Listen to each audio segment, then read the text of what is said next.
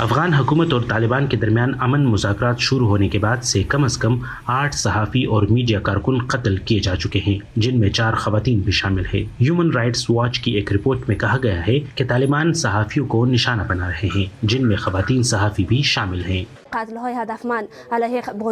خواتین صحافیوں اور سرگرم کارکنوں کی ٹارگٹ کلنگ پر ہمیں بہت سے خدشات ہیں۔ ہمیں امید ہے کہ خواتین سے متعلق مسائل کے لیے ان مذاکرات کا کوئی مثبت نتیجہ سامنے آئے گا۔ یہی وجہ ہے کہ خواتین صحافیوں کے ایک گروپ نے افغانستان کی وزارت امن کو بتایا ہے کہ امن مذاکرات کے لیے ترکی جانے والے افغان وفد میں ایک خاتون صحافی کو ضرور شامل کیا جانا چاہیے۔ اس کا مقصد طالبان کے ساتھ کسی بھی معاہدے میں ان کے حقوق کا تحفظ یقینی بنانا ہے۔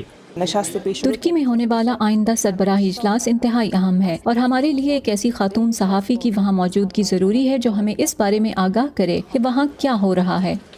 افغان امن وفد نے بارہا کہا ہے کہ طالبان کے ساتھ بات چیت میں خواتین اور صحافیوں کے حقوق کا دفاع کرے گا، لیکن صحافی مزید یقین دہانی چاہتے ہیں۔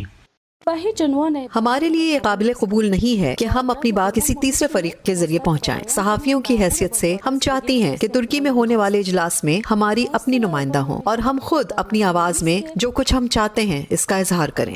امن مذاکرات کے عمل کے لیے ترکی میں ہونے والا یہ سربراہ اجلاس بہت اہم ہے، لیکن مذاکرات ابھی اس نہج پر نہیں پہنچے جہاں حکومت طالبان کے ساتھ ہر مسئلے پر بات چیت کر سکے۔ صدر غنی کے ساتھ ہماری ایک اہم ملاقات ہوئی تھی جس میں انہوں نے امن کے حصول سے متعلق سیاسی لائحہ عمل سے ہمیں آگاہ کیا۔ جب ہم آئین کی بات کرتے ہیں تو یہ ہمارے لیے اہم ہے کہ ہم کسی بھی امن کے عمل اور آئین میں خواتین کے حقوق کا دفاع کریں۔